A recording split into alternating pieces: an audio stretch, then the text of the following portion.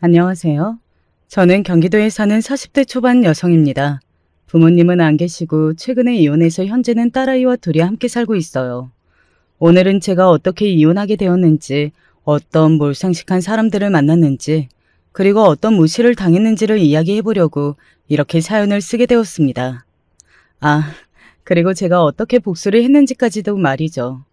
아마 들으시는 분들은 재미있게 들으실 수 있을 거예요. 저는 가난했습니다. 흔히들 이야기하는 밥을 먹지 못해 끼니를 굶을 정도는 아니었지만 그래도 그 수준에 어느 정도는 가까울 만큼 가난했어요. 돈이 없어서 교복을 사지 못했고, 돈이 없어서 먹고 싶은 걸 먹지 못했고, 돈이 없어서 공부도 하지 못했으니까요. 다른 건 다 견딜만 했습니다. 먹고 싶은 것을 못 먹고 사고 싶은 것을 못 사고 그런 건 다 괜찮았어요. 하지만 저를 견딜 수 없게 만드는 두 가지가 있었습니다.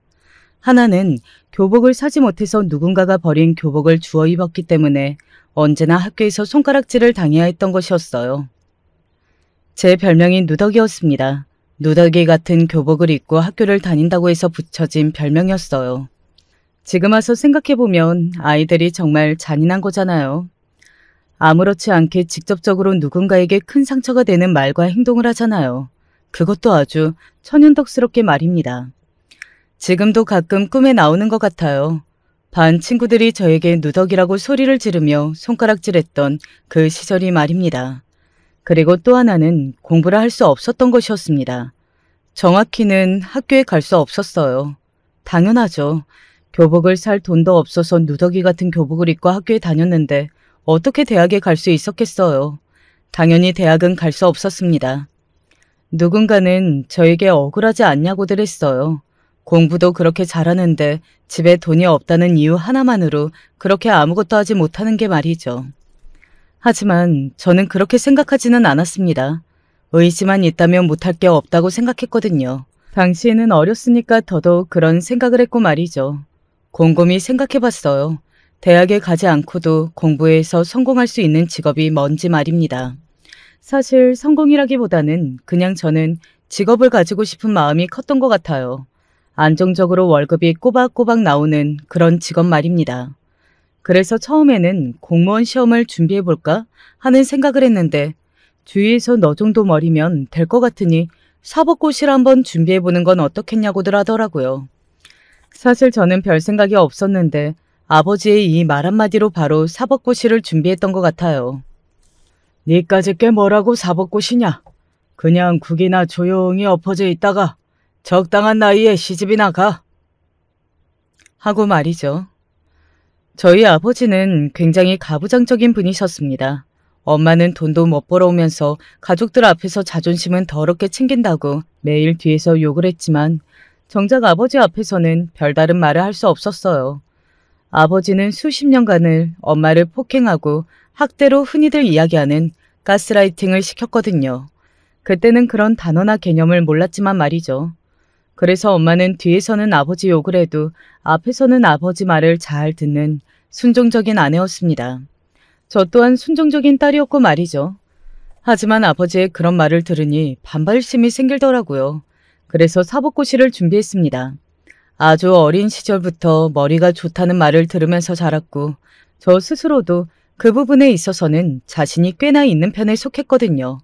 게다가 인내심도 강한 편이라 엉덩이를 붙이고 앉아있는 것도 매우 잘했고 말이죠. 하지만 그럼에도 사법고시는 힘들기는 하더군요. 아무나 붙는 게 아니라는 생각을 정말 많이 했던 것 같습니다. 이래서 사람들이 이걸 인생 역전의 시험이라고들 하는구나 하는 생각도 말이죠. 하지만 저는 붙었어요. 정말 모두가 놀랐습니다. 우리 딸이 사법고시를 붙었대요. 글쎄, 우리 딸이 검사가 된대요. 특히 엄마가 너무너무 좋아하셨어요. 딸내미는 공부시켜봤자 아무 소용이 없다며 저보고 일을 해서 오빠의 뒷바라지나 하라던 아버지도 아무 말을 못하고 입을 꾹 다무시더군요. 오빠는 온 집안 식구들을 고생시키면서도 서울의 4년제 대학에 겨우 들어간 수준밖에는 되지 않았으니까 말이죠. 그래놓고 대학생이라며 저를 볼 때마다 무시하고 깔보고 그랬었는데 말입니다. 오빠는 정말 저를 무시를 많이 했었거든요. 너는 이런 거 모르지? 서울에는 네가 모르는 세상이 있어. 고등학교밖에 안 나온 네가 뭘 알겠어. 너랑 나랑은 다른 세상을 살게 될 사람들이라니까. 흔히들 사람한테 급이 다르다고 하잖아. 나랑 너는 급이 달라. 늘 저를 앉혀놓고 그런 말을 하면서 자신이 잘났다는 걸 저에게 보여주고 싶어 했거든요. 제가 더 공부를 잘했는데 본인이 대학에 가게 된 거에 대해 어떤 보여주기식 발언들이라고 생각하기는 했습니다. 그렇게 해서 저를 깔아뭉개면서 본인이 대학에 간 것이 당연히 그랬어야 하는 일이라고 생각하게 하려고 했던 거겠죠. 지금 생각해보니 오빠는 그런 면에서 아버지와 아주 똑 닮긴 한 것 같네요. 네가 정말 사법고시를 패스했다고? 제가 처음 시험에 붙었다고 했을 때 오빠의 반응은 바로 저랬습니다. 거짓말. 너 같은 게 그런 시험을 어떻게 붙어? 오빠는 그렇게 이야기하면서도 표정 관리가 안 되는 게 한눈에 보였어요. 혹시나 정말로 제가 붙어서 자신보다 잘나게 된 걸까봐 불안해하던 그 얼굴이 아직도 선하게 기억에 남아있네요. 왜 가족이 성공하면 다른 가족이 기뻐하고 보통은 그렇잖아요. 남도 아니고 가족인데 말입니다. 하지만 저희 성공은 달랐어요. 하필 아들도 아니고 딸이 공부를 잘하게 태어난 것도 싫으셨던 것 같지만 아마도 자존심이 상한 게 아닐까 싶어요. 그렇게 무시하던 딸이, 그렇게 무시하던 여동생이 자신과는 비교도 되지 않는 높은 자리에 올라가게 되는 것이 말입니다. 너 같은 게 무슨 검사를 해? 그게 말이 돼? 나라에서 성적이 돼서 시켜준다는데 왜 오빠가 난리야? 그거 정말 네 성적이 맞기는 해? 왜? 오빠는 별짓을 다 해도 겨우 그 정도 대학에 들어갔는데 나는 혼자 공부해서 이렇게 된 게 믿기지가 않아? 아니면 자존심이 상해? 제 그 말에 오빠가 욱한 게 보였습니다. 뭐? 너 지금 사시 좀 붙었다고 나 무시하는 거야? 오빠는 사시 안 붙고도 한 무시를 나는 붙고도 왜 못하는데? 오빠는 저를 뚫어져라 노려봤습니다. 할 말은 없는 듯 했어요. 본인이 여태 해온 짓들이 있는데 저에게 할 말이 있으면 그게 안 되는 거죠.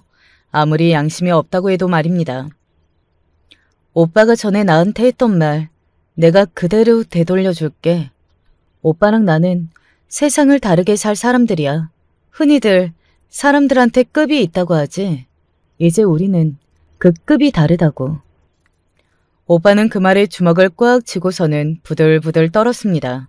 그리고는 소리를 버럭 질렀어요. 야 라고 말이죠. 그 다음에 그대로 저에게 달려들었습니다. 네, 저는 성인이 되어서 오빠에게 맞았어요. 그것도 엄청 많이 말이죠. 보고 배운 게 그것밖에 없어서 그랬을 겁니다. 아버지가 툭하면 엄마를 때려오는 걸 봤으니 뭐 그런 인간이 된 거죠. 저와 오빠는 그대로 연을 끊었어요. 어디 가서 남매라고 하지도 않고 얼굴도 보고 살지 말자고 서로 그렇게 합의했던 것 같습니다. 저는 오빠의 결혼식에도 가지 않았고 오빠 역시 제 결혼식에는 오지 않았어요. 아버지는 제가 임명되고 나서부터는 저에게 함부로 하지 못했습니다. 옛날 사람들 왜 그런 말 하잖아요. 검사에게 영감님, 영감님 하는 거 말입니다. 아버지 세대일수록 그런 게 더 심했거든요. 그런데 딸이 그 영감님이 되었으니 함부로 대할 수 없었던 겁니다. 어느 정도 안정이 되고 저도 일이 익숙해진 어느 날이었어요. 결혼은 안 하니? 엄마가 그렇게 묻더라고요. 그때가 제가 20대 후반이었거든요. 엄마는 지금 제가 잘 나가고 어리고 예쁠 때니까 지금 시집을 가는 게 제일 좋은 집으로 시집을 갈 기회라고 생각하신 것 같더라고요. 하지만 저는 결혼을 할 생각이 정말 단 하나도 없었습니다. 이유는 모두 예상하실 수 있으시겠지만 네, 아버지 때문이 맞아요. 그런 가정에서 그런 아버지와 오빠를 보며 자라왔는데 어느 누가 결혼을 하고 싶었겠냐고요. 당연히 하기 싫죠. 나는 혼자 잘 먹고 잘 살 건데? 그래도 그게 아니야. 자식도 낳고 그래야 나이 들어서 외롭지 않지. 나는 엄마만 있으면 돼. 그런 제 말에도 엄마는 제가 결혼을 하기를 바라셨고 여기저기 말을 넣으시는 것 같기는 했습니다. 제가 하지 말라고 이야기를 했는데 소용이 없었어요. 그러던 중 제 인생을 바꾼 사고 하나가 생기게 되었습니다. 일을 시작하고 처음에 정말 일이 잘 풀렸습니다. 운이 이렇게 좋아도 되나 싶을 만큼 맞게 되는 사건마다 그냥 바로 해결이 되었어요. 순식간에 그때 있던 직업에서 에이스라는 소리를 듣게 되었습니다. 어깨에 뽕이 들어갈 수밖에 없었어요. 어디를 가나 사람들이 고개를 숙였고 어디를 가나 사람들이 대단하다 해주었습니다. 저를 변호하는 게 아니라 제가 아닌 다른 사람이라도 대부분 사람은 그런 상황에서 바뀔 수밖에 없었을 걸로 생각해요. 그리고 사람은 그렇게 어깨에 잔뜩 뽕이 올라가서 주위 사리분간을 못할 때 사건이 터지곤 합니다. 검사님, 지금 당장 병원으로 조금 오셔야 할 것 같습니다. 무슨 일인데요? 무슨 사건 터졌어요? 그게 아니고 어머님이... 그 뒤로는 사실 기억이 명확하게 나지는 않습니다. 굉장히 단편적인 부분들만 기억이 나는 것 같아요. 제가 택시를 잡아 탔던 거라든지 응급실에서 엄마의 모습을 봤던 것 같은 그런 모습 말입니다. 저에게 억울하게 잡혀온 사람이 한 짓이라고 했습니다.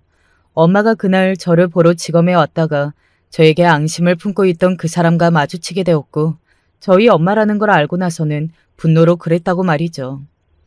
엄마는 영문도 모른 채 제 엄마라는 이유 하나만으로 처음 보는 사람의 손에 세상을 떠났습니다. 제 세상이 무너지는 날이었던 것 같아요. 바로 그날이 말입니다. 말로 형용할 수 없는 감정들을 느꼈던 것 같습니다. 그냥 엄마를 따라 죽고 싶다는 생각밖에는 들지 않았던 것 같아요. 야, 이년아. 그렇게 잘난 척하고 돌아다닌 결과가 이거야? 우리 엄마 불쌍해서 어떡할 거야, 어? 어떡할 거냐고!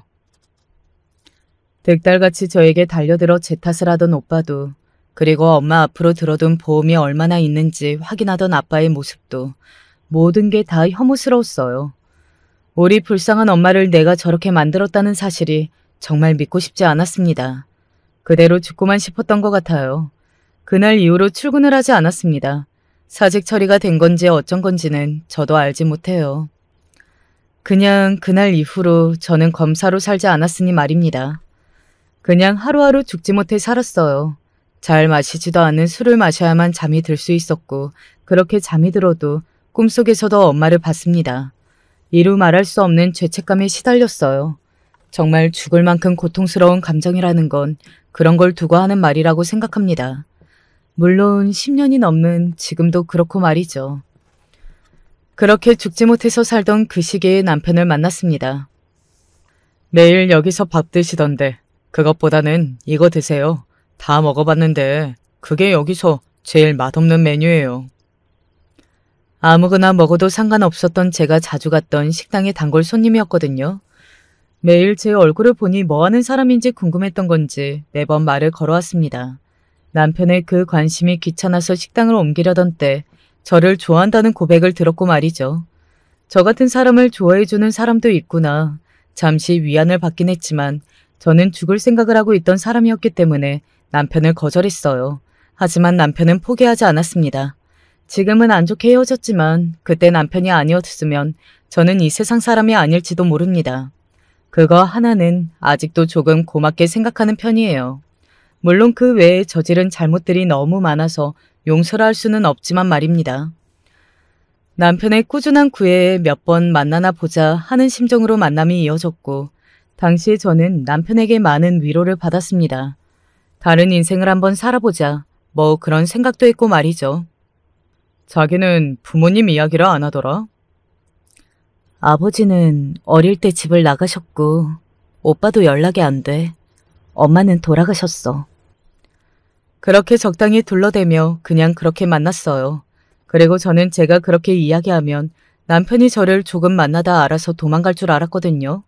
남편은 그래도 안정적인 회사를 다니고 있던 직장인이었으니 말입니다. 하지만 저에게 결혼하자고 하더라고요. 그냥 아버지랑 그리고 오빠랑 너무나 다른 사람 같아서 그러자고 했습니다. 별로 굉장한 의지는 없었지만 그래도 한번 해보는 것도 나쁘지는 않겠다 싶었던 것 같아요. 내 눈에 흙이 들어가도 안 된다. 물론 시어머니의 엄청난 반대를 마주했지만 말이죠. 지금 와서 돌이켜 생각해보면 제가 시어머니라도 싫을 것 같기는 해요. 고졸인 며느리, 그런데 제대로 된 직장도 없고 부모도 없고 어디서 뭐라고 산 건지 모르는 저 같은 애한테 멀쩡한 아들을 주고 싶지 않았겠죠. 그 마음은 저도 이해는 합니다. 시어머니는 매우 격렬하게 반대하셨어요. 시어머니뿐 아니라 시누이도 저를 굉장히 반대했고 말이죠. 당시 시누이는 알아주는 대학을 졸업하고 대기업에서 일을 하고 있었거든요. 하지만 남편이 결국에는 이겼습니다. 죽어도 저와 결혼하겠다는, 아니면 정말 평생을 혼자 살겠다는 그 말에 결국 시댁 식구들이 돌아설 수밖에 없었어요. 그렇게 제가 아니면 절대 안 되겠다고 해주는 사람이 처음이었기 때문에 저는 남편에게 참 많이 고마웠던 것 같습니다. 그 기억으로 10년을 살았다고 해도 과언이 아닐 정도로 말이죠. 그렇게 결혼을 했으니 제 결혼 생활이 쉬울 리는 당연히 없었겠죠. 집에 와서 빨리 좀 해라. 오늘은 짐 좀 들어. 손님들 오시니까 8명 먹을 밥상 좀 차려라. 맛없으면 큰일 난다. 저를 무슨 가정부 부리듯 부려먹었습니다. 하지만 저는 그다지 불만이 있거나 하지는 않았던 것 같아요. 얼마 동안은 말이죠. 저를 괴롭게 만드는 게 오히려 마음이 편했거든요. 행복하게 살면 안 될 것 같다는 생각을 내내 했었으니 말이죠. 엄마를 그렇게 보내놓고 제가 행복하게 편하게 산다는 건 정말 말이 안 되는 거잖아요. 그래서 시댁 식구들의 괴롭힘도 그냥 견뎠던 것 같아요. 그런데 이런 이야기를 들을 때면 속으로 웃음이 나기는 했습니다. 너는 애가 왜 이렇게 무식하니, 어? 고졸인 거 티가 팍팍 나 아주. 그렇게 멍청하니 대학을 못 갔지. 나는 네가 나중에 애라도 낳으면 그 애가 엄마 머리를 닮을까봐 걱정이다. 그러게, 첫째가 아들이면 엄마 머리 닮는다던데. 툭하면 제가 고졸이라고 멍청하다고 욕을 했거든요. 그럴 때면 억울하다기보다는 그냥 우습다는 생각을 많이 했던 것 같아요. 내 머리를 닮으면 애가 공부를 잘하겠죠. 같은 생각 말이죠. 그리고 내가 전직 검사라는 걸 알게 되면 반응이 어떨까 하는 궁금증도 조금 있기는 했어요. 물론 그렇다고 밝힐 생각은 없었습니다. 저에게 검사란 꺼내보면 안 되는 시절의 이야기가 되어버렸으니까요. 그렇게 학대 아닌 학대를 당하며 저는 꽤 강도 높은 시집살이를 했어요. 출퇴근을 하는 직장인도 아닌데 직장인들보다 더 바쁘고 잠을 많이 자지 못했고 또 일을 하다가 몸살이 나는 경우도 부지기수였으니까요. 그런 와중에 아이가 생겼습니다. 그래도 자기 손주가 될 아이라고 제가 임신을 하니 저를 일을 시키지는 않더군요. 시어머니는 제가 임신한 기간 내내 아들이기를 기도하셨습니다. 초음파를 보러 갈 때마다 아이 포즈가 좋지 않거나 주요 부위를 딱 가리고 있어서 성별을 알 수 없었거든요. 그래서 태어날 때까지 아들인지 딸인지 몰랐어요. 그리고 저도 아들이기를 간절히 기도했던 것 같아요. 저는 뭐 시어머니의 대를 이어야 한다 그런 이유와는 전혀 다른 이유이기는 했습니다. 엄마 생각이 너무 날 것 같았거든요. 제가 딸을 가진 엄마가 되는 건 말이죠. 그래서 아들을 낳고 싶었습니다. 너무나 간절하면 오히려 그게 이루어지지 않는다는 말 들어보신 적 있으신가요? 제가 딱 그랬어요. 너무나도 간절히 아들을 원했지만 세상에 나온 건 딸이었습니다. 진짜 제대로 하는 게 하나도 없다. 남들 다 낳는 아들 하나를 못 낳고. 이 사람도 심란하니까 그만하세요. 그러면 당장 다시 아이 가져. 30 넘어서 이제 얼마 남지도 않았는데. 딸아임을 알자마자 시어머니는 바로 둘째 이야기를 꺼내셨어요. 저는 둘째까지 낳을 생각은 전혀 없었거든요. 하지만 딱히 그런 이야기를 시어머니에게 하지는 않았습니다. 긁어부스럼 만들 필요는 없으니까요. 아이를 낳고 한 달이 채 되지도 않아서 저는 다시 굉장히 고강도의 시집살이를 견뎌야 했어요. 사실 저도 제 몸과 마음이 편하면 안 된다는 생각하고 고생하고 누군가에게 학대당하는 것을 오히려 마음 편해하기는 했지만 그때는 정말 힘이 들기는 하더라고요. 제가 오늘 하루만 조금 쉬면 안 될까요? 몸이 너무 안 좋아서 그래요. 정말 쓰러질 것 같아서 그렇게 한 이야기였습니다. 솔직히 그 전에는 이렇게 괴롭힘을 당하다가 힘들어서 어느 날 쓰러져 죽어도 그 또한 운명이다. 이렇게 생각하고 있었는데 제가 아이를 낳으니 마음이 조금 달라지기는 하더라고요. 내가 죽으면 이 아이는? 이라는 생각을 하지 않을 수 없었습니다. 게다가 딸이었잖아요. 이 집에서 받을 대접이 뻔한데 그 아이의 곁에는 제가 있어야겠다고 생각했던 것 같아요.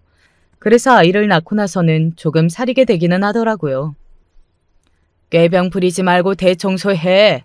내일 손님 오신다고 했잖아. 제가 정말로 쓰러질 것 같아서 그래요. 그러면 하다가 쓰러져. 정말 엄청난 분 아닌가요? 얼굴이 새하얗게 질려서 식은땀을 뻘뻘 흘리는 게 화장실 거울로 제가 제 얼굴을 봐도 기겁을 하겠던데 그런 며느리에게 대청소를 시키다니 말입니다. 그것도 쉬게 해달라고 부탁하지 않은데 말이죠. 저는 결국 그날 쓰러졌습니다. 몸 상태가 좋지 않은데 과로까지 해서 며칠 안정을 취해야 한다는 의사의 말에 입원을 했어요. 그런데 시어머니는 그 병원까지 쫓아와서는 이렇게 이야기하더군요. 너는 고작 그거 있다고 그렇게 쓰러지니? 나 엿먹이려고 일부러 이러는 거지. 정말 어이가 없다 못해 기가 막혔습니다. 자기 집에서 일을 하다가 쓰러져서 팔에 링거를 꽂고 누워있는 며느리를 보고 어떻게 그런 말을 할 수가 있는 건가 싶어서요. 이건 뭐 화가 나고 서럽고 이런 문제를 떠나 아니 사람이 어떻게 저럴 수 있지? 하는 생각이 들었던 것 같아요. 이번까지 할 건 또 뭐 있니? 다음 주 수요일 전에는 퇴원하지? 무슨 일 때문에 그러시는데요?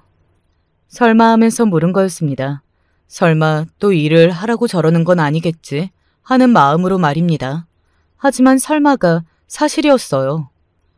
목요일에 집에 손님 오잖니?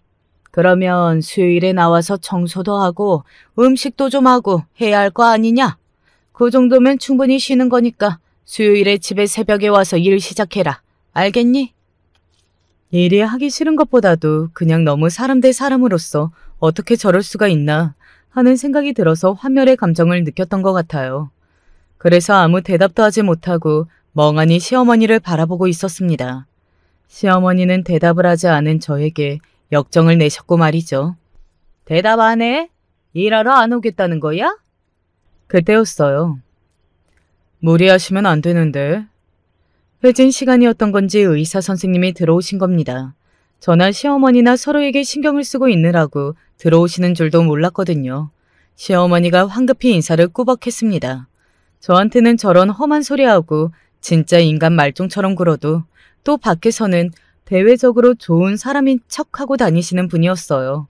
특히 의사, 변호사, 뭐 이런 사자 직업의 사람들에게 유독 약했습니다. 전형적인 강약 약강. 그리고 저희 아버지가 생각나서 저는 시어머니가 더더욱 싫었던 것 같아요. 이 환자분 무리하시면 안 돼요. 지금 아기 낳고 조리도 제대로 안 된 상태에서 무리하셔서 몸이 견뎌내질 못한 건데 또 충분히 안 쉬시고 무리하시면 다음에는 정말 위험할 수도 있습니다. 까딱하면 아이를 가지기 힘들게 될 수도 있고요. 네? 아이를 가지기 힘들어요? 그러니까 환자분 일 같은 거 시키지 마시고 좀 쉬시게 두세요. 아셨죠? 의사가 본인을 향해 하는 말이라는 걸 그제야 깨달은 시어머니의 얼굴이 붉게 타올랐습니다. 본인도 민망하고 부끄럽긴 한 거죠. 일을 하다가 쓰러져서 온 며느리에게 병원까지 찾아와서 퇴원하자마자 일을 하러 나오라고 하는 시어머니. 정말 악덕 시어머니잖아요. 올 필요 없다. 너는 대체 누굴 닮아서 몸도 이렇게 허약하고 뭐 하나 제대로 쓸 데가 없구나. 시어머니는 그렇게 혀를 차고서는 병실을 나갔습니다. 저는 그날 그 의사 선생님 덕분에 엄청난 고생을 하나 피할 수 있었고 말이죠. 나중에 이야기 들어보니 시어머니와 시누이가 제 욕을 그렇게 해대면서 일을 다 했다고 하더라고요. 원래 본인들 일인데 저에게 떠넘기고 있었으면서요. 제가 결혼하기 전에는 어떻게 했나 몰라요. 그 이후로 저는 적당한 핑계댈 때 돼가면서 모든 걸 다 해주지는 않았던 것 같아요. 이게 아이가 생기고 나니 그 전과는 다르게 살게 되기는 하더라고요. 그 전에는 뭐 죽어도 그만 이런 생각으로 살았다면 이제는 내가 살아야 이 아이도 지킨다. 뭐 그런 생각이 되었다는 점에서 상당히 다르기는 한 것 같습니다. 딸아이는 3살이 되던 해부터 남다름을 보여줬어요. 하나를 가르치면 열을 알고 가르쳐주지 않은 것도 알고 유치원에서도 아이가 영재라고 그냥 넘어가면 안 된다는 이야기를 여러 번 들었습니다. 그런 이야기에 둔감한 남편마저 솔깃한 정도였으니 말이죠. 그 이야기를 들은 시어머니의 반응이 너무 웃겼지만 말입니다. 다행히 지 엄마 머리는 안 닮았나 보구나. 그러니까 우리 집안 머리 닮았나 봐. 애가 똑똑한 거 보면. 그 집안의 그 누구보다 제가 가장 똑똑하고 공부를 잘했는데 말이죠. 둘이 함께 그런 이야기를 주고받은 것을 보고 속으로 웃음을 참고 있을 때였습니다. 근데 왜 아들이 아니고 딸이냐고. 딸이 똑똑해서 어디에 쓴다고. 그러니까 나도 남자 조카였으면 훨씬 더 좋았을 것 같은데. 너는 둘째 안 가질 거니? 왜 이렇게 소식이 없어? 제가 제일 어이가 없는 건 그런 말을 하는 본인들도 여자라는 사실이었어요. 특히 시어머니는 가끔 술을 마시고 조금 취하시면 입버릇처럼 하셨던 말씀이 있거든요. 우리 아버지가 오빠 학교 보낸다고 나를 공장으로 보냈거든. 내가 훨씬 공부를 더 잘했는데 여자라고. 내가 여자인 게 무슨 죄인데. 그런 이야기를 하시는 분이 저희 딸아이를 보고 그런 말을 하는 게 너무 그냥 어이가 없었습니다. 요즘 세상에 딸이고 아들이고 그런 게 중요한가요? 왜 안 중요해? 그건 그냥 요즘 어린 것들이 철이 없어서 하는 소리고 당연히 중요하고 아들은 꼭 있어야 하는 거지. 너 행여나 하나 더 안 낳을 생각하지 말거라. 알겠냐? 그리고 시어머니의 그 바람과 말과는 달리 저는 둘째를 가지지 못했습니다. 아니 정확히는 가지지 않은 거죠. 남편도 저도 둘째까지 낳아서 잘 기를 자신은 없다고 서로 합의했었거든요. 물론 그 사실을 시어머니에게 말하는 것은 비밀로 했지만 말이죠. 그렇게 또 몇 년의 세월이 흘렀습니다. 그동안 순탄하지만은 않았어요. 당연히 시어머니의 학대 아닌 학대는 지속되는 중이었고 그 사이에 한번 결혼했던 시누이는 이혼했습니다. 아니 정확하게는 이혼당한 거죠. 시누이는 입이 험한 데다가 늘 누군가를 의심하는 병이 있었거든요. 자기 남편도 그렇게 의심하면서 막말이 되다가 이혼을 당한 겁니다. 그 찌질한 새끼가 녹음기로 내 말을 다 녹음하고 있을 줄은 꿈에도 생각 못했어. 진짜 더럽고 치사해서 원. 네가 그런 말을 안 했으면 되는 거 아니야? 오빠는 지금 내 편이야? 그 병신 편이야? 땡전 아픔 못 받고 쫓겨나듯 나왔는데 동생 위로는 못 해줄 망정? 시누이와 잠시라도 대화를 나눠본 사람이라면 왜 이혼을 그렇게 당했는지 바로 이해가 될 만큼의 성격이었거든요. 그런데 그걸 본인만 몰랐고 말이죠. 심지어 시어머니도 이혼하기로 했다고 이야기한 날에 성격 좀 죽이고 살라고 했지 시누이를 혼냈었는데 말입니다. 그나저나 저는 골치가 아프게 되었다고 생각했던 것 같아요. 시누이마저 다시 돌아오게 되었으니 저를 괴롭히고 저에게 막말하는 사람이 하나 더 느는 거잖아요. 게다가 시누이는 세월이 흐르면 흐를수록 사람이 뭐라고 해야 하지? 우악스러워져 갔습니다. 그래서 저는 더더욱 걱정이 되었습니다. 제 앞날이 말이죠. 그리고 그 예감은 적중했어요. 시누이는 본인의 히스테리를 저에게 온전히 다 풀었거든요. 내가 이거 건조기에 돌리지 말라고 했잖아. 건조기 통에 있어서 돌린 건데. 그 통 안에 있어도 한 번은 다시 보고 돌려야 할 거 아니야. 그럼 확인도 안 해? 그렇게 멍청해? 그렇게 멍청해서 대체 살림은 어떻게 살아?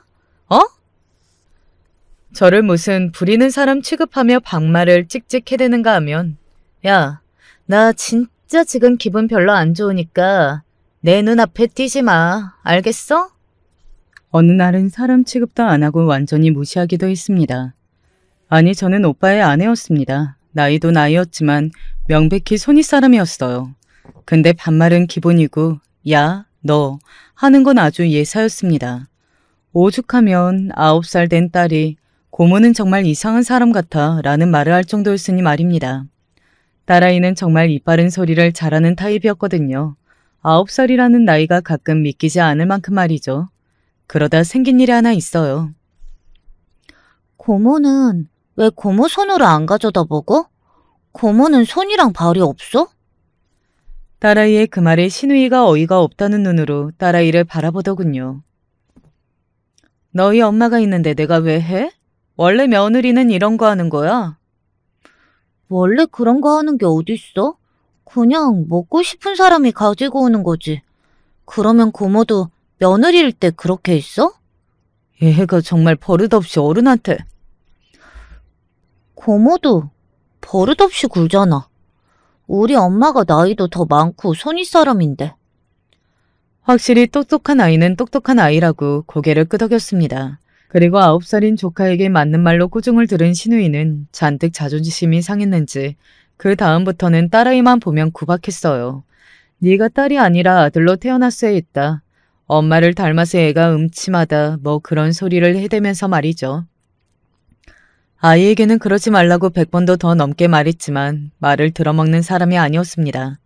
그래서 저는 최대한 아이를 시댁에 데리고 가지 않았던 것 같아요. 아이 교육상 좋은 집안 환경이 아니었으니까요. 그쯤에 남편의 불륜을 알게 되었습니다. 이것도 정말 웃기게 알게 된 건데 장을 보러 갔다가 남편과 다정하게 팔짱을 끼고 걸어가는 여자를 보게 되었거든요. 처음에는 뒷모습만 보고 신우인가 하는 생각도 잠시 했지만 그 두 사람은 저렇게 다정하게 걸을 사람들이 아니었습니다. 그래서 확인을 해보니 불륜이더라고요. 그런데 여기 자기 동네 아니야? 혹시 마누라랑 마주치기라도 하면 어쩌려고 이 마트로 오자고 했어. 설마 마주치겠어. 그리고 마주치면 뭐 걔가 뭘 할 수 있는데. 마누라는 가족도 없고 뭐 할 줄 아는 거 하나도 제대로 없어. 게다가 고졸이라 나랑 이혼하면 진짜 생계를 걱정해야 하거든. 그래서 나 못 떠나. 그러니까 어머니나 동생이 그 지랄을 해도 버티고 있는 거지. 아니었어요. 제가 그 집안에서 버티고 있었던 건 저는 편하게 살면 안 된다는 생각을 했던 것도 있지만 남편에 대한 정도 있었습니다. 그전과는 다르게 저에게 부쩍 무뚝뚝해지고 싸늘해졌다고 생각은 했지만 그래도 저는 남편이 저에게 은인이라는 생각을 늘 하고 있었거든요. 아무튼 걔는 알아도 찍소리 못하니까 너무 걱정하지 마. 그 순간 처음으로 이혼을 생각하게 되었던 것 같아요. 여태 내가 뭘 위해서 이렇게 버텨오고 있었나 하는 생각이 들면서 모든 게 아무런 의미가 없어지는 기분이 들었습니다. 아마 그때 딸아이가 없었다면 저는 또 인생을 포기한 사람처럼 넋을 놓았을지도 몰라요. 하지만 저에게는 딸아이가 있었습니다. 그래서 이대로 넋을 놓고 있을 수는 없었어요.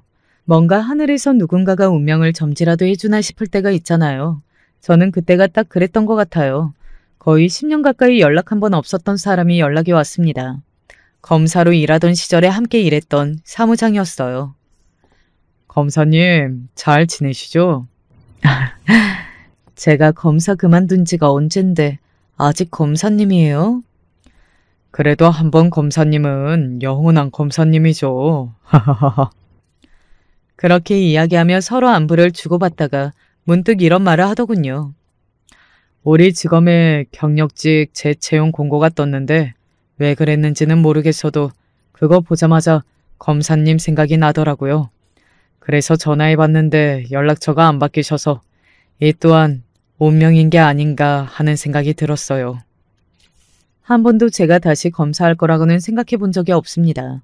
그만두게 되었던 계기도 계기였지만 10년을 쉰 사람이 다시 그 일을 할 수 있을 거라는 생각을 하지 못했거든요. 생각 있으시면 한번 지원이나 해보시라고요. 그렇게 이야기하고 안부를 몇 마디 더 주고받다가 전화를 끊었습니다. 그 전화 통화할 당시에는 그게 무슨 터무니없는 소리냐, 말이 되는 소리냐, 뭐 그런 생각을 했던 것 같은데 그날 집으로 돌아와서 자기 직전까지 그 공고에 지원해보라던 말이 머릿속을 떠나지 않더라고요.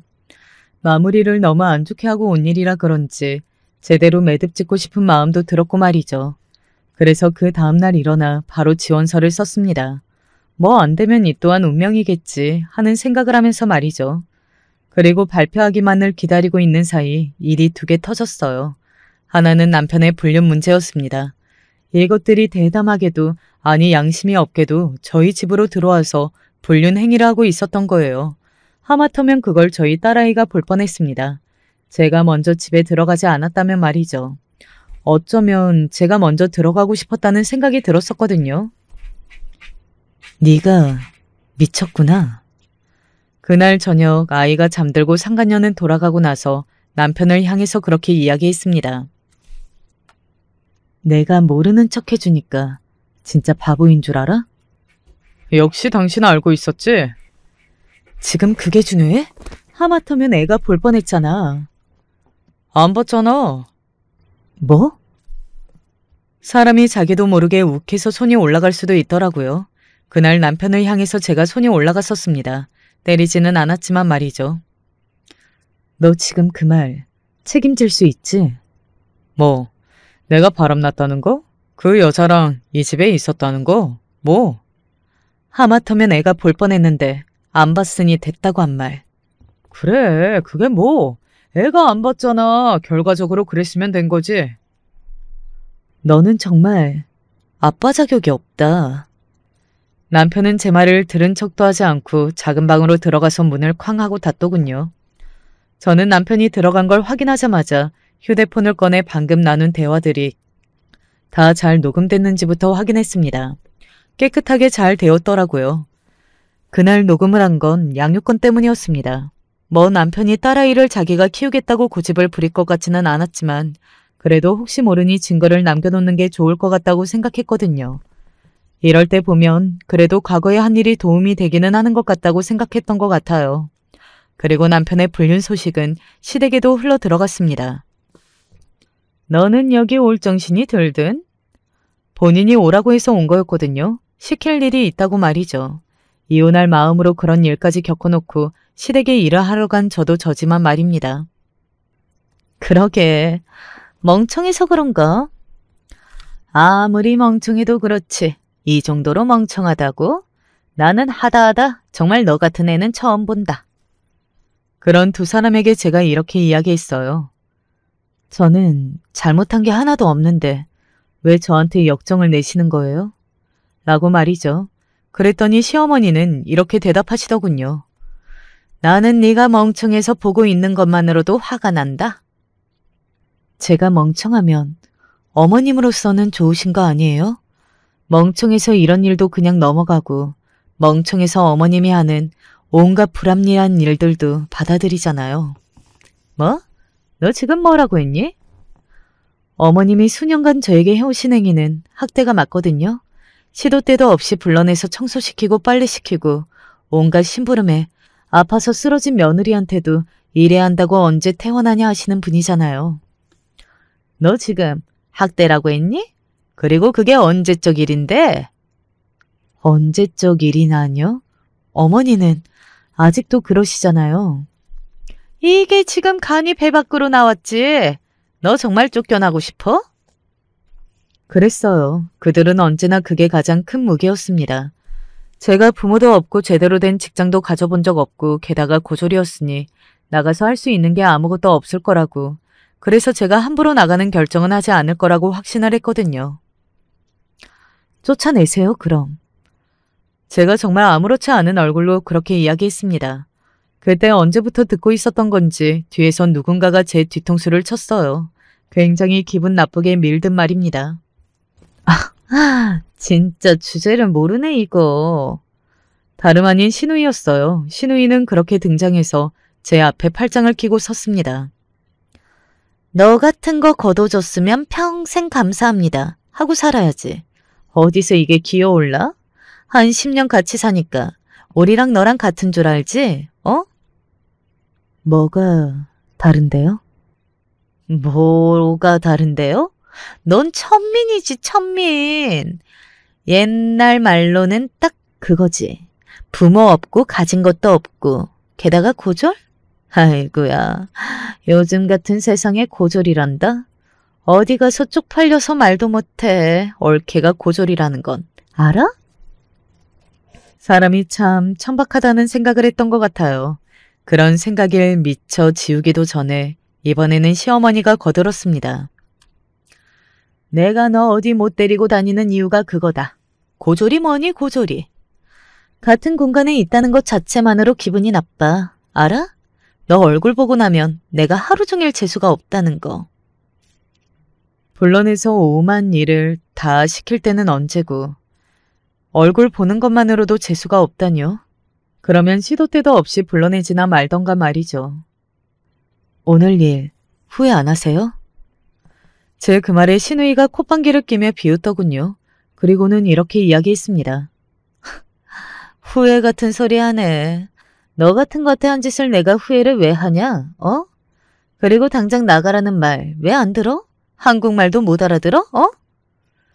어머니가 일 시킨다고 부르신 건데요. 그 말에 순간 잠시 정적이 흘렀습니다. 신우이는 민망한 얼굴로 헛기침했어요. 시어머니가 저를 보고서는 말했습니다.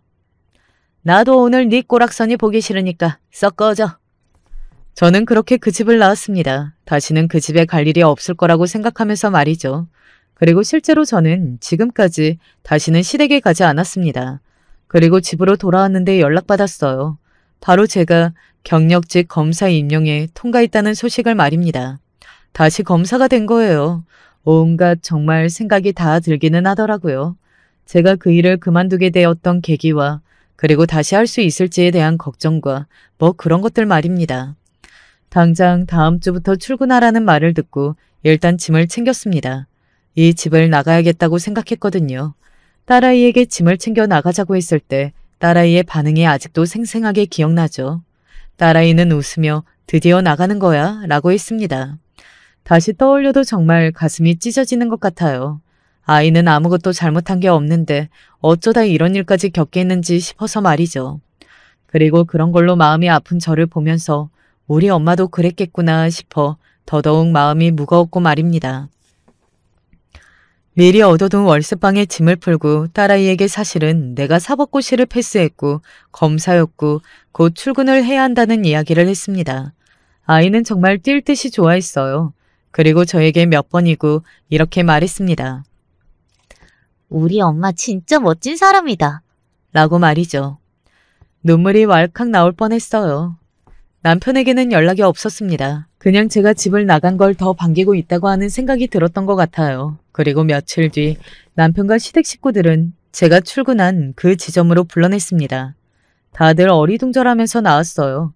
제가 어떤 모습으로 그들 앞에 나타날지는 상상조차 못한 채 말입니다. 오셨어요. 로비에 앉아있는 그들을 향해 제가 말을 건넸습니다. 목에는 출입증을 걸고 또 법복을 입은 채 말입니다. 제 목소리에 돌아본 시어머니와 시누이 그리고 남편이 눈이 휘둥그레졌어요. 당신 여기서 뭐해? 그리고 옷차림은 이게 또 뭐야? 이건 무슨 쇼야? 돌았어요? 여기서 이러고 있으면 큰일 나는 거 모르니? 그때였습니다. 검사님, 식사는 하셨어요? 사무장이 지나가면서 저에게 꾸벅 인사를 하며 그렇게 말했어요. 그 말이 모두가 그 자리에서 굳었습니다. 상상이나 했겠냐고요. 제가 검사라는 사실을 말입니다. 네, 먹었어요. 다시 일하시려면 힘드실 텐데 적응은 잘하고 계세요?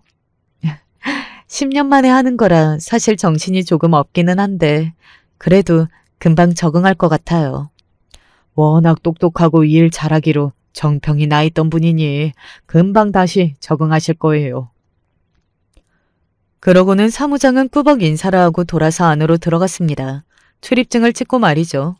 그 모습을 모두 바라본 시어머니와 시누이 그리고 남편은 어버버거리고 있기만 했어요.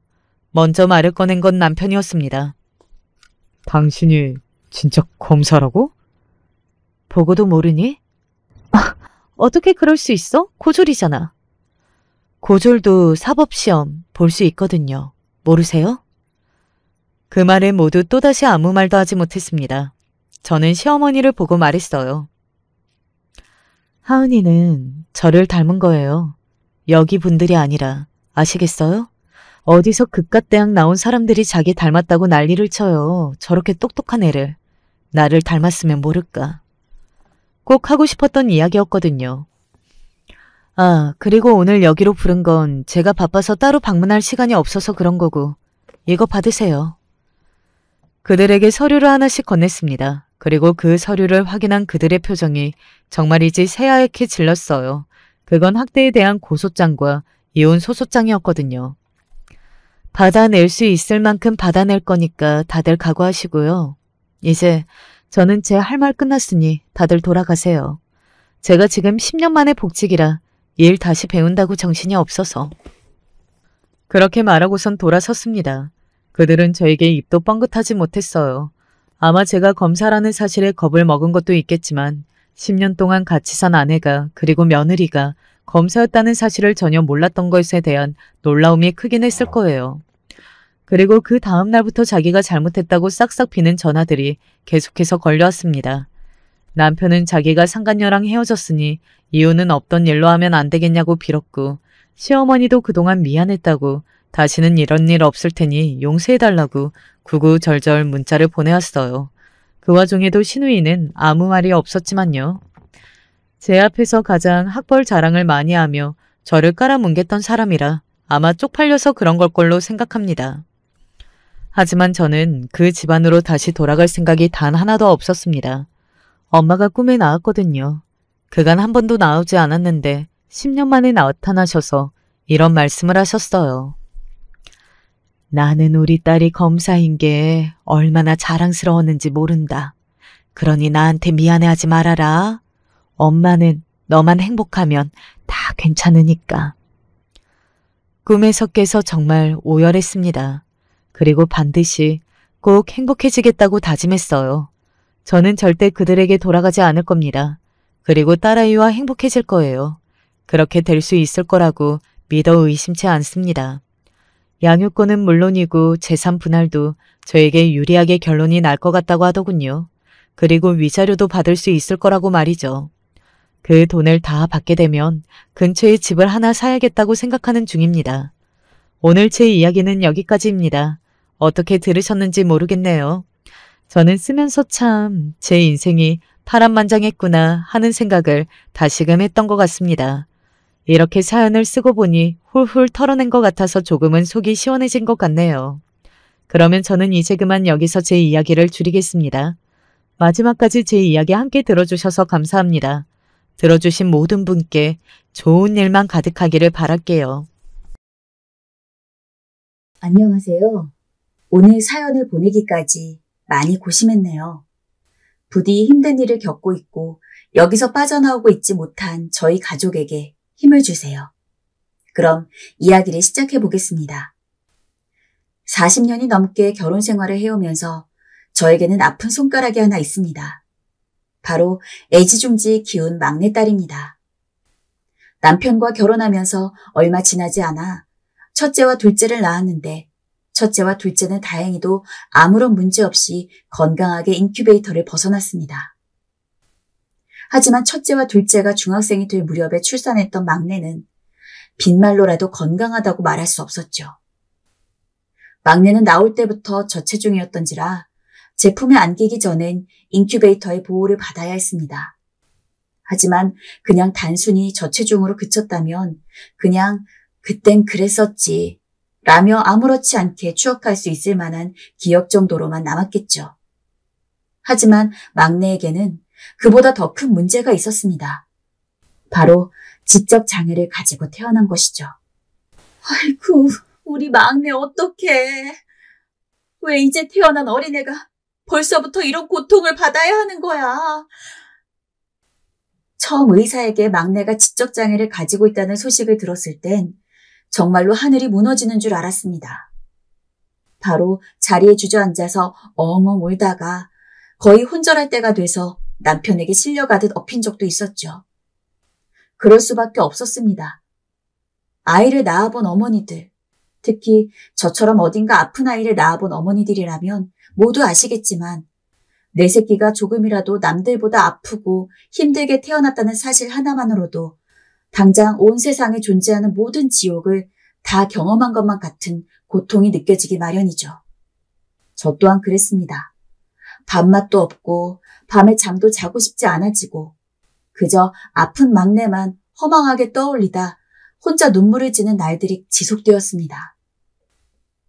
불행 중 다행인 것은 막내의 지적장애가 2급에서 3급을 왔다 갔다 하는 정도의 수준이었기에 아주 복잡하고 구체적인 수준의 생각은 하기 힘들겠지만 기본적인 언어 소통에는 문제가 없다는 점이었습니다. 나중에 가서야 그런 부분들에 대해서 안도를 했지만 사실 아무런 장애도 없는 상태로 태어나는 아이들이 일반적인데 조금이라도 흠을 가지고 태어났다는 것은 향후 아이가 커감에 있어서 그만한 불이익이 생기는 것과 다름이 없었기 때문에 한동안은 꾸준하게 우울했던 것 같아요. 엄마, 저희가 막내 잘 돌볼게요. 새 아이를 키우는 것은 무척이나 힘들었지만 그래도 꿋꿋이 버텨낼 수 있었던 건 첫째와 둘째 영향이 컸습니다.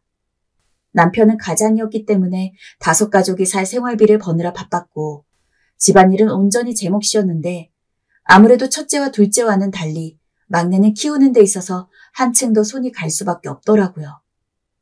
하지만 막내가 나올 당시 두 아이는 이미 중학생이었기에 참으로 착하게도 첫째와 둘째는 학교에 다녀오면 저보다도 더 먼저 나서서 막내의 기저귀를 갈아준다거나 딸랑이를 흔들면서 놀아주는 등 제 육아를 도왔습니다. 가끔은 공부도 해야 하고 한창 친구들이랑 놀고 싶을 나이일 텐데 막내 때문에 일찍 집에 들어오는 게 미안해서 엄마 괜찮으니까 친구들이랑 시간 보내고 와. 괜찮아. 라고 이야기를 했지만 첫째와 둘째는 저는 막내랑 놀면서 엄마랑 있는 게 더 좋아요. 라며 꿋꿋하게 학교가 끝나는 대로 바로 집에 들어오곤 했습니다. 아마 첫째와 둘째가 없었다면 저는 막내를 키우는데 3배 이상 힘들었을 거라고 장담해요. 그나마 첫째와 둘째가 어른스럽고 상냥한 아이들이었기 때문에 제가 막내를 키우는 데 있어서 도움을 많이 받았죠. 하지만 언제까지 첫째와 둘째가 막내를 돌볼 수는 없는 노릇이었습니다. 저는 막내 엄마이기도 하지만 당연히 첫째와 둘째 엄마이기도 한 만큼 두 딸들이 자기 시간을 좀 가지고 자유롭게 살기를 바랐기 때문에 첫째와 둘째가 고등학교 들어가서부터는 막내에 대한 육아와 교육은 온전히 제가 맡았습니다. 당연하게도 힘든 날은 있었지만 불평불만할 시간은 없었습니다. 저는 엄연히 한 가정의 엄마이자 아내였고 제 의무는 집안에 큰 우한 없이 그저 평화롭게 이어질 수 있도록 관리하는 것이었으니까요.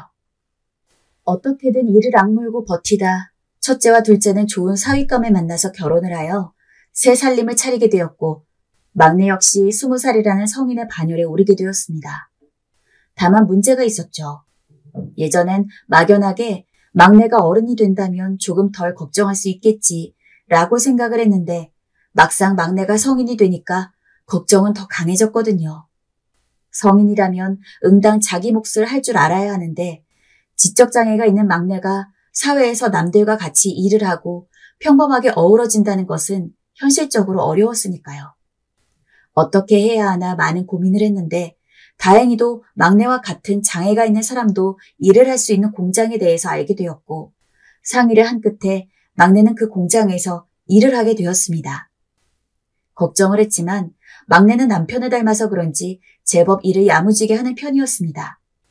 가끔 걱정이 돼서 막내가 일하는 곳에 가면 공장 소장이 따님이 너무 열심히 일을 해서 혼자서 2사람 몫을 하고 있는 것 같아요. 라며 칭찬을 해줬고 저는 그때마다 안도의 숨을 내뱉으며 집에 돌아갔어요. 우리 막내가 자기 몫을 하고 사는 어엿한 어른이 됐다는 생각에 눈물도 났고요. 이상하게도 그날은 막내를 키우면서 있었던 일들이 주마등처럼 스쳐 지나가더라고요. 좋았던 기억, 힘들었던 기억, 아팠던 기억들 전부 다요. 그 추억들을 곱씹다가 저는 오랜만에 첫째와 둘째를 한자리에 불러 모아 함께 추억들을 나누는 시간을 보냈습니다. 아이들도 막내가 어엿한 사회인으로 성장한 것에 무척 뿌듯해하고 있었습니다. 그렇게 아무런 걱정 없이 막내가 공장 일에 적응을 해갈 무렵이었을 겁니다. 집에 돌아온 막내가 갑자기 17살 소녀처럼 얼굴을 붉히며 제게 말했죠.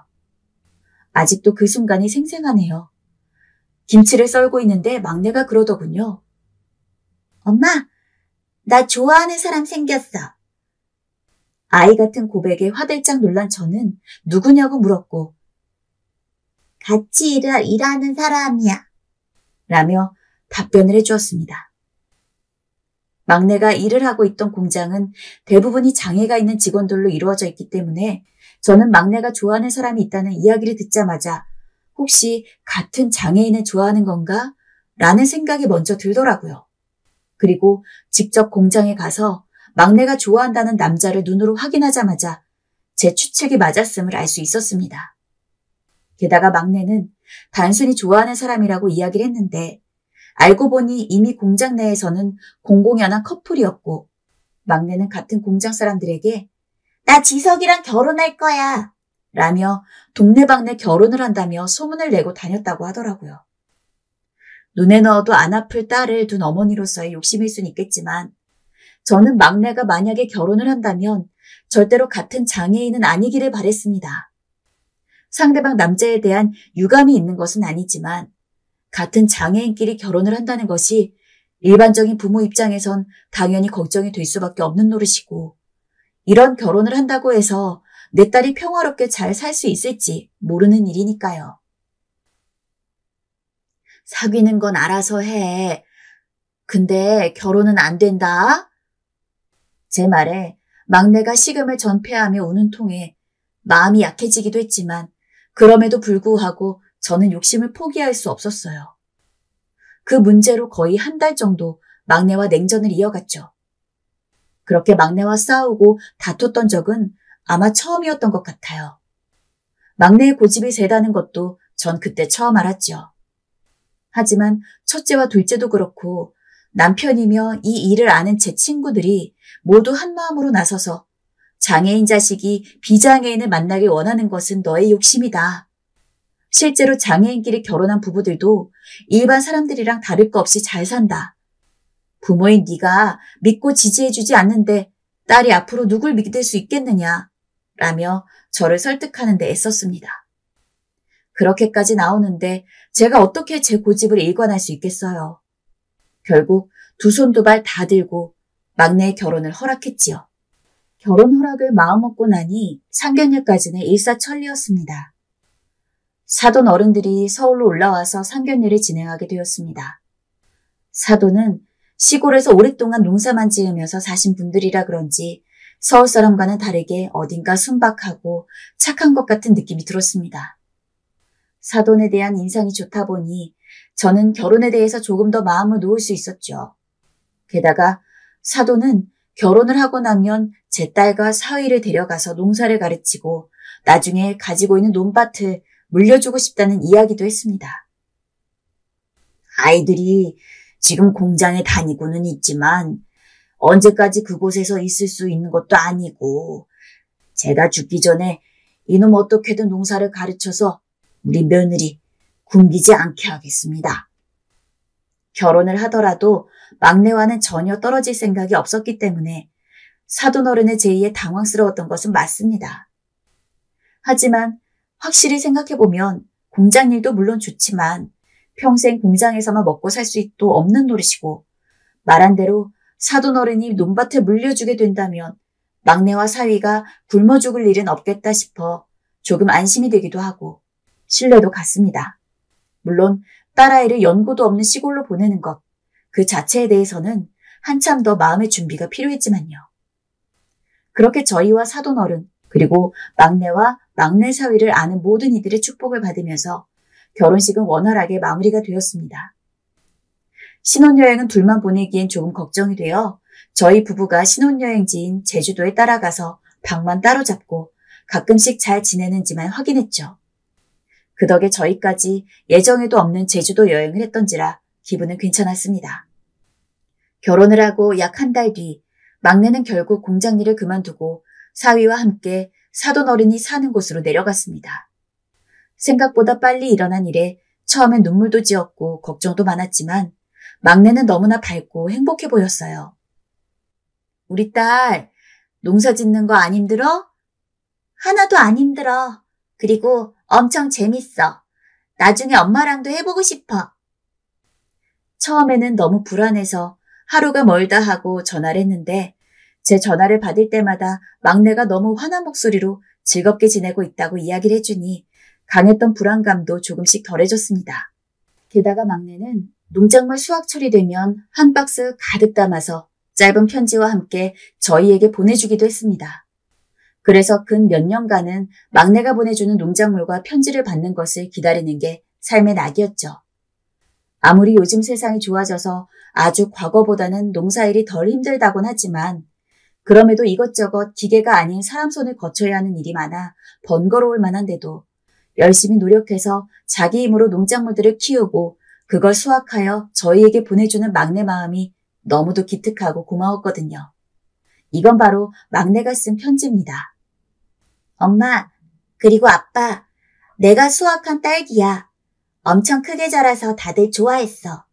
그리고 내가 어제 먹어봤는데 엄청 달아. 엄마랑 아빠도 내가 키운 딸기를 먹었으면 좋겠어. 다음에는 옥수수도 키우고 감자랑 고구마도 키울 거래. 그것도 다 자라면 엄마랑 아빠한테 보여줄게. 엄마 아빠 사랑해. 잘 지내? 우리 막내 참 기특하죠? 게다가 한 1년이 지난 뒤부터는 막내가 저희뿐만 아니라 첫째와 둘째에게도 따로 농작물을 보내기 시작했습니다. 매년 그 종류는 달랐고 그 중에서는 저희 가족이 좋아하지 않는 농작물들도 있었지만 그게 뭐가 중요하겠어요. 중요한 건 막내가 저희 가족을 생각하며 농사를 짓고 보냈다는 거죠. 첫째와 둘째에게도 막내는 무척이나 마음이 쓰이고 소중한 동생이었을 겁니다. 그래서인지 첫째와 둘째는 처음으로 막내의 농작물을 받은 날 저한테 전화까지 걸면서 자랑했던 기억이 나네요. 종종 사돈 어른으로부터 오던 막내의 사진 역시 저희에겐 큰 힘이 되었습니다. 널널한 몸빼 바지를 입고 수건을 목에 건 채 땡볕을 가려줄 모자를 쓴 막내는 참으로 낯설어 보였지만 그만큼 행복해 보이기도 했죠.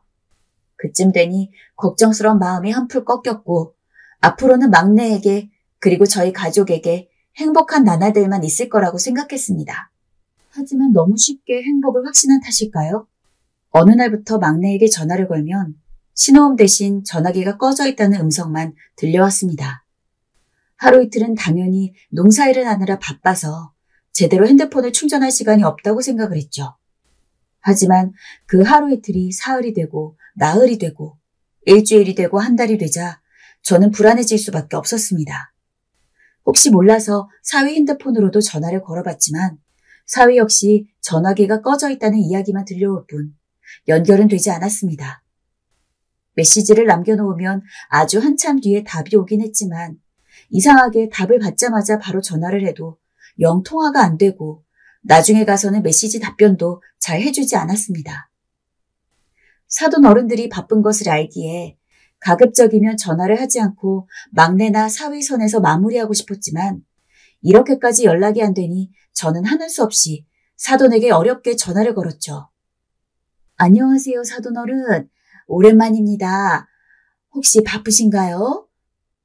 아이고, 사돈 오랜만입니다. 제가 사돈 어른한테 연락드렸어야 했는데 먼저 연락을 주셨네요. 무슨 용건으로 전화 주셨는지? 다름이 아니라 지금 성아가 연락이 잘 안 돼서 이렇게 연락드렸습니다.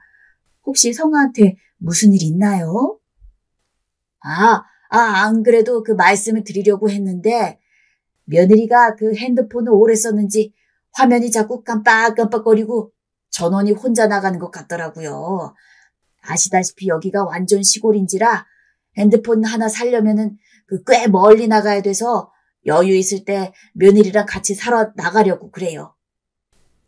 마침 지금 며느리 옆에 있는데 잠깐 통화라도 하실래요?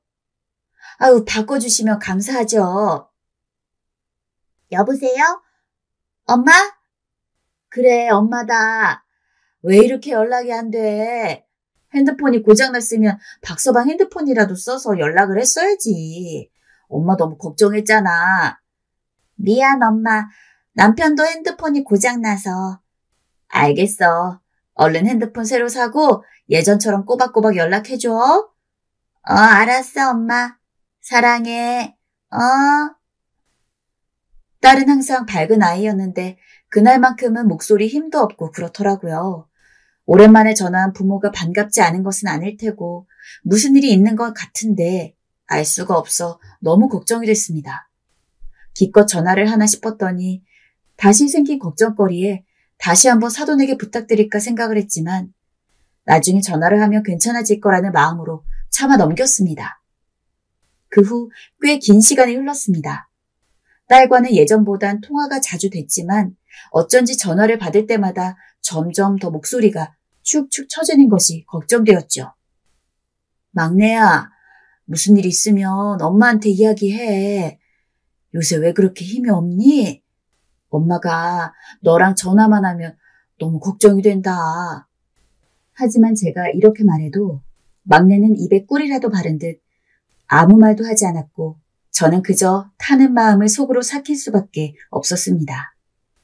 막내는 또 제 걱정에 분위기를 바꾼답시고 시골 이야기를 들려주면서 분위기를 바꿔보려고 했고, 그도 아니면 첫째나 둘째 이야기를 하면서 화제를 전환하려 했습니다. 그러던 어느 날 밤이었어요. 제가 자고 있을 시간이고 막내도 그걸 알 텐데 전화를 해였지요. 제가 자다 일어난 목소리로 전화를 받으니 막내는 미안하다고 속삭이면서 엄마 하고 저를 불렀습니다. 막내야, 무슨 일이야? 엄마, 나 있잖아. 집에 가고 싶어. 어? 갑작스레 집에 가고 싶다는 막내의 말에 저는 불현듯 잠이 달아나는 것 같았어요. 그게 무슨 말이냐고 막내를 보챘는데 그 순간 제 목소리에 대답하는 건 막내가 아니었습니다. 사돈이었죠. 늦은 시간에 죄송합니다. 저희 며느리가 화장실에 간다고 깼다가 사돈 생각이나 전화를 한 모양이네요. 아니, 그게 중요한 게 아니고요. 방금 제 딸이 집에 오고 싶다고 했는데 뭔 일 있는 건가요? 혹시 박서방이랑 무슨 문제라도 생긴 거예요? 아니요. 그럴 리가요. 우리 며느리 하루하루 너무 잘 살고 있습니다. 다름이 아니고 요즘 농사일이 힘든 철이거든요. 그러다 보니까 집에 가고 싶다고 떼를 쓴 모양이에요. 농사일이 힘들어서 집에 오고 싶다니. 저는 아이가 그것 때문에 힘들었나 싶어 사돈에게 그럼 아이를 집으로 보내달라 했습니다. 무리해서 농사 지을 필요 없으니까요. 하지만 수화기 건너편에선 대답이 없었습니다. 기묘한 침묵만이 흘렀지요. 잠시 후 막내가 다시 전화를 바꿨고 제게 그냥 한번 칭얼댄 거라며 자기 여기가 좋다고 다시 집에 가고 싶지 않다고 말을 번복하더군요. 성아야, 힘들면 와도 돼. 거기서 농사 안 지어도 되니까 와. 엄마랑 있자. 아니야, 엄마. 나 여기 있고 싶어. 여기 있을래. 엄마, 나 졸려서 이만 끊을게. 전화는 툭 끊겼습니다. 그리고 한동안 막내에게서 연락은 오지 않았어요. 허나 그대로 가만히 있을 수가 없었습니다. 전 그 길로 짐을 싸 사돈을 찾아뵈러 내려갔어요. 오랜만에 찾아뵙는 거기 때문에 사돈에게 드릴 건강보조식품과 또 막내와 박서방을 위한 맛있는 음식들도 바리바리 챙겨갔지요. 제가 가자마자 사돈 내외는 굉장히 반가운 얼굴로 절 맞이해 줬습니다. 막내도 제가 오자 눈에 띄게 밝은 얼굴로 제게 달려왔고요. 먼 길 오시느라 수고 많으셨습니다. 아니에요. 저번에 한 번 오고 또 왔어야 됐는데 이제야 오네요. 이거 받으세요. 몸에 맞으실지 모르겠지만 챙겨 드세요. 아유, 감사합니다. 이쪽으로 오세요. 시원한 수박 잘라드릴게요. 사돈 내외는 저를 극진할 정도로 정말 정성껏 대접했습니다. 박서방도 마찬가지로 깍듯했고요. 막내도 조금 살이 빠져 보이긴 했지만 걱정했던 것보단 그래도 괜찮아 보였어요. 너무 걱정했는데 막상 딸의 얼굴을 보자 저는 너무나 안심이 되었고 그 후론 딸아이가 쓰는 방이나 논밭 곳곳을 구경하면서 시간을 보내곤 했습니다. 딸아이는 어느새 농사꾼이 되어 제게 이곳저곳을 소개해주며 지식을 뽐내곤 했습니다. 그런 딸이 너무 사랑스럽고 뿌듯해 몇 번이나 머리를 쓰다듬어 주었네요. 구경이 끝난 뒤엔 사돈 내외와 다 같이 준비해 주신 저녁을 먹는데 오랜만에 먹어본 시골 밥상이 정말 맛있었습니다. 저는 번거롭게 죄송하다고 연신 말하며 차려준 밥을 다 먹었어요. 그런데 밥을 먹는 와중 눈앞에 사랑의 매라고 적힌 효자손 하나가 보이더라고요. 저게 뭡니까, 사돈? 단순한 호기심으로 물은 질문이었는데 사돈은 꽤 당황해했습니다. 말을 버벅거리더니 박서방이 어렸을 때 워낙 말을 잘 듣지 않아서 그럴 때 어쩔 수 없이 쓰곤 했는데 절대 몸을 때리거나 하진 않고 바닥을 친다든지 하는 용도로 쓰곤 했다더라고요. 지금은 절대 그러지 않죠. 얼마나 장성하고 기특한 아들이 되었는데요. 쓸 일이 없습니다. 네. 솔직히 조금 이해가 되지 않았습니다. 저도 딸 키우는 건 똑같이 힘들었죠. 어려움이 있는 아이니 제가 더 신경 쓰고 돌봐주어야 하는 부분들이 있는 건 사실이었어요. 하지만 그렇다고 우리 귀한 딸을 강압적으로 훈육하는 일은 없었습니다. 위험 상황이 아니라면 큰 소리를 내어 소리를 지르는 일도 없었고요. 그런데 뭔가 저와는 다르게 훈육을 한 것 같은 느낌이 들어 별로 기분이 썩 좋지는 않았습니다. 박서방이 뭔가 안 됐다는 생각도 들었고요.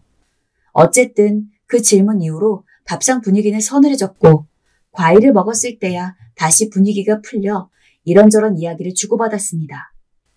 사돈내외가 어떻게 시골에 오게 된 건지, 하는 농사는 잘 되고 계시는지 등등 주로 농사에 관한 이야기였지요. 아무래도 도시 사람인 저는 모르는 이야기들이 많다 보니 주의를 기울여 들어야 했습니다. 허심탄회하게 이야기를 주고받다 보니 금방 컴컴한 밤이 되었고 사돈은 딸방에서 자라며 배려를 해주었어요. 그리고 저는 마음은 놓았다 해도 혹시나 몰라 나중에 딸아이와 단둘이 있는 시간이 되었을 때 물었죠. 정말 농사일이 힘들어서 집에 오고 싶다고 그랬던 거냐고요. 그러니 딸은 조용히 고개를 끄덕였고 아무 말도 하지 않았습니다. 언제든 집에 와도 돼, 성화야. 알지? 엄마. 알고 있어. 딸과 도란도란 대화를 나눈 후에 저는 안심이 되었고 피곤이 몰려온 나머지 얼른 잠자리에 들고 싶었습니다. 그런데 처음 다짐과는 달리 아무래도 잠자리가 낯설어서 그런지 자꾸 잠에서 깨더군요. 성화는 이미 깊게 잠들어 있었고요. 저만 잠이 들지 않아 말똥한 눈으로 천장을 바라보고 있었는데 어디선가 수군거리는 목소리들이 들려왔습니다. 왜 온 거래? 딸 걱정돼서? 봐, 내가 조심하랬잖아. 당신이나 조심해. 사돈 내외의 목소리였고 처음엔 이게 무슨 대화인가 싶었어요. 전 이부자리를 걷고 목소리가 들리는 쪽으로 살금살금 걸어갔습니다. 하지만 제가 다가가자 방에 불이 꺼졌고 더 이상 목소리는 들리지 않았어요. 마치 제가 온 걸 눈치라도 챈 것처럼 말이죠. 그날 저는 그들이 나누던 대화가 떠올라 편하게 다시 잠에 들 수가 없었습니다. 다음날 아침 사돈내외와 함께 밥을 먹을 때도 마음이 편하지 않더군요. 사돈어른은 마지막 가는 길까지 제 손에 깨, 간장, 나물들을 손에 들려 배웅까지 해주었지만 제 머릿속엔 막내 생각으로 꽉 차 있었습니다. 그리고 막내는 저를 배웅하면서 힘없는 얼굴로 웃어 보였습니다. 성아야, 엄마 간다. 엄마, 잘 가. 목소리는 절 보내주고 있었지만 표정은 아니었어요. 마치 가지 말라고 절 붙잡는 듯 했습니다. 그런 막내의 얼굴에 저는 쉽게 등을 돌리지 못하고 몇 번을 안아주고 입을 맞춘 후에야 집에 갈 수 있었습니다. 제 직감은 들어맞았어요. 어느 날 저녁 준비를 하려던 참이었는데 초인종 소리가 울렸습니다. 딱히 온다고 얘기를 했던 사람도 없기에 누구세요? 라고 소리치며 문을 여니 세상에 거기에는 막내가 서 있었어요. 심지어는 피골이 상접한 모습으로 말이죠. 그런 막내 모습에 미처 충격을 다 받기도 전에 막내는 엄마 하면서 제 품에 안기고는 엉엉 울었습니다. 너무 서럽게도 눈물을 쏟는지라 저는 그저 막내를 달래는 수밖에 없었죠. 그렇게 1시간 가까이를 다독였습니다. 막내는 제가 타준 따뜻한 차를 마시면서 조금씩 입을 열었어요. 바로 사돈 어른들을 따라서 농사를 배웠을 때 발생한 일에 대해서였죠. 처음 몇 년은 정말 즐거웠다고 했습니다. 자기가 노력한 만큼 열매가 맺히는 것이 참으로 뿌듯했고 그 열매를 저희 그리고 첫째와 둘째에게 보낼 수 있다는 게 너무나 보람차서 자는 시간도 아껴가며 농사를 지었다고 했죠. 하지만 그러다가 중간에 사돈어른 추천으로 온 이웃 주민이 농사를 함께 돕게 되었는데 이 과정에서 그 아저씨 주민이 막내에게 몹쓸 짓을 했다는 이야기였습니다. 보통 여자들은 그런 일을 당했으면 넋이 나가거나 울분을 토하거나 해야 하는데 막내는 그러지 않았어요. 처음 제 얼굴을 보고 엉엉 울기만 했을 뿐 이웃집 아저씨 이야기를 할 때는 그냥 담담하게 말을 하는데 그 모습을 보고 있자니 억장이 더 무너지는 것 같았어요. 그런 꼴을 당하게 하려고 그 먼 시골에 보낸 게 아니었습니다. 사돈 어른이 어련히 알아서 제 막내를 지켜줬어야 하는 건데 그런 것도 하나 못하고 대체 뭘 했는지 이해가 가지 않는 상황에서 엄마 된 자로서 제가 가만히 있을 수 있겠습니까? 막내 말을 들은 즉시 저는 전화를 들어서 사돈에게 전화를 걸려고 했어요. 하지만 막내가 절규에 가깝게 소리를 지르면서 막는 통에 전화를 바로 걸지 못했고 저는 막내가 잠든 것을 확인하고 우선 막내 시아버지 되는 사람에게 연락을 했죠. 제 딸이 같이 농사를 짓던 이웃 아저씨한테 몹쓸 짓을 당했다고 합니다. 사돈댁은 제 아이가 무슨 일을 당했는지 전혀 모르셨나요? 알아도 문제고 몰라도 문제죠. 우리의 이런 꼴 보게 하려고 거기까지 보낸 거 아닌데 말입니다. 지금 제가 얼마나 당황스러운지 아십니까? 억장이 무너진 지경입니다. 우리 아이 그런 험한 일 안 당하게 하려고 제가 이날 이때껏 발 동동 구르면서 키운 건데 대체 이게 무슨 봉변입니까? 안 그래도 말씀드리려고 했습니다. 화나신 건 알겠는데 일단 가만히 계세요. 제가 알아서 하겠습니다. 웃기게도 사돈은 알고 있었다고 했습니다. 그리고 태연한 목소리로 말씀을 드리려 했다고 하더군요. 황당해서 말도 나오지 않았습니다. 상견례 때 그렇게 착해 보이는 사람이 이런 식으로 나올 줄은 꿈에도 몰랐어요. 거기 기다리세요. 제가 지금 갈 테니.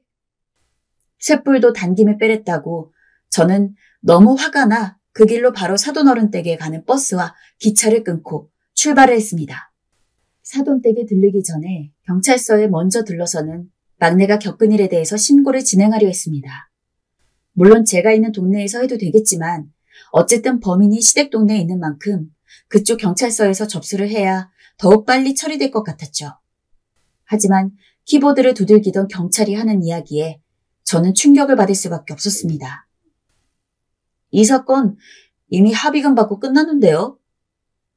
알고 보니 사돈은 막내가 무슨 일을 당했는지 알고 있었고 정확히 마무리까지 다 했던 거였죠. 부모인 저에겐 한마디 말도 없이요. 또 사돈이 사건에 대해서 고소를 진행하고 챙긴 돈은 합의금 3천만 원이었습니다. 심지어 그 몹쓸 짓을 한 놈은 피해자 측인 막내와 합의를 본 것이 있기도 했고 그 외 여러 가지 감형 사유 등으로 인해 감옥에 간 것도 아니고 집행유예 처분을 받았다고 하고요. 그 말을 들으니 내가 내 손으로 막내를 구렁텅이로 빠뜨린 것만 같아 미칠 지경이었습니다. 처음부터 그놈 집안과 결혼하는 걸 허락하는 게 아니었는데 대체 뭘 믿고 그 멀리까지 막내를 보낸 건지 하늘이 노래지는 것 같았어요. 저는 너무 분개해서 엉뚱한 경찰을 향해 고래고래 소리를 질렀고 하늘을 원망하고 싶은 심정이었습니다. 무슨 정신으로 거기까지 갔는지 모르겠어요. 저는 비틀거리는 다리로 사돈집에 찾아가서 문을 두드렸죠. 문 여세요! 문 여시라고요! 저는 있는 힘껏 쾅쾅 문을 두드렸습니다. 하지만 사돈은 아무 응대도 없이 문만 닫고 있었어요. 문을 부수어서라도 만나자 싶어 주변의 잡동사니들을 찾아 뒤졌는데 옆에 있던 이웃이 그러더군요. 그댁 어른들 여행 갔다고요. 어디로 갔는지 알 수 있을까요? 그건 나도 모르지. 암튼 지금은 없어. 찾아도 소용없어. 거기서 제가 더 할 수 있는 것은 없었습니다. 그저 통탄하고 비탄해하며 땅을 치는 것 말고는요. 저는 어쩔 수 없이 사돈의 핸드폰에 전화를 걸어 메시지를 남겼습니다. 어떻게든 찾아낼 거니 당장 전화 달라고요. 그리곤 집으로 돌아와선 가족에게 이 사건을 알렸습니다. 가족들에게 사건을 알리는 것도 쉬운 일은 아니었어요. 아이들이 받을 상처가 눈에 선했죠. 엄마, 왜 불러놓고 말씀을 안 하세요? 얼른 말해보셔요. 무슨 일인데 그래요? 엄마 혹시 어디 몸 안 좋으세요? 저는 아이들의 물음에 고개를 떨궜고 말없이 눈물만 뚝뚝 흘렸습니다. 옆에서 당황한 남편이 왜 그러냐며 저를 붙들었고 한참이 지난 후에야 저는 울먹이는 목소리로 입을 뗄 수가 있었죠. 그게 아니고 막내에 관한 거다. 아이들과 남편은 제 이야기를 듣자마자 역시 얼굴이 새하얗게 질렸습니다. 처음에 믿을 수 없어 했고 그 다음 이 이야기를 받아들이자마자 남편도 아이들도 모두 분개했고 아이들도 저처럼 눈물을 뚝뚝 흘렸습니다. 그중 가장 많이 울었던 둘째는 막내가 겪었을 고통을 모르고 있었다는 사실에 깊은 죄책감을 느꼈습니다. 엄마, 내가 전화를 했었어야 했어요. 나는 전화할 때마다 막내가 아무 일도 없다고 하길래 그 말을 고스란히 그냥 믿어버렸어요. 내가 눈치를 챘어야 하는데 막내가 내심 그걸 바랬을 텐데 내 탓이에요. 아니다 얘들아. 니들 탓 아니야. 애미인 내 탓이다. 내가 그 집과의 결혼을 애초에 허락하는 게 아니었어. 끝까지 반대했어야 했어. 계속해서 만약 막내의 결혼을 허락하지 않았다면, 끝내 반대했다면 이런 상황이 일어나지 않았을 텐데 하는 생각은 생각에 꼬리를 물고 저를 붙잡고 놔주질 않고 있었어요. 사람이 너무 비극적이고 큰일을 사고처럼 당하다 보면 시간을 되돌려 아무 일도 없는 것처럼 상상하고 싶듯 저 역시 그랬습니다. 만약으로 시작된 문장은 끝이 날 줄을 몰랐습니다. 그 후 며칠 동안 저희 가족은 함께 지냈지만 서로 아무 말도 하지 않고 대화 없이 지냈습니다. 아마 각자 마음을 삭히고 추스르고 감당해낼 시간이 필요했던 것 같아요. 다만 우리 가족 모두 막내를 볼 때면 슬픔을 감추지 못했고 몰래 울거나 몰래 한숨을 쉬며 그 시기를 견뎌나갔어요. 그 와중에 남편의 제안으로 경찰서에 신고를 하긴 했습니다.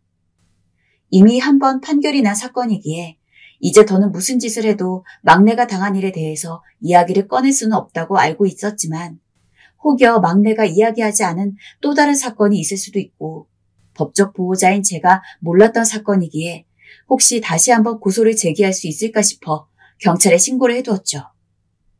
저는 막내가 그런 끔찍한 일을 당하고 난 후 이상하게 몸 여기저기가 아파왔습니다.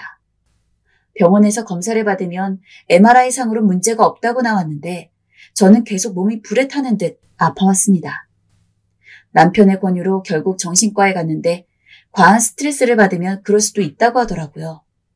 이런 후유증을 겪는 건 저뿐만이 아니었습니다. 제가 정신과를 다니면서 약을 먹는 동안 둘째는 그만 직장을 그만두고 말았습니다.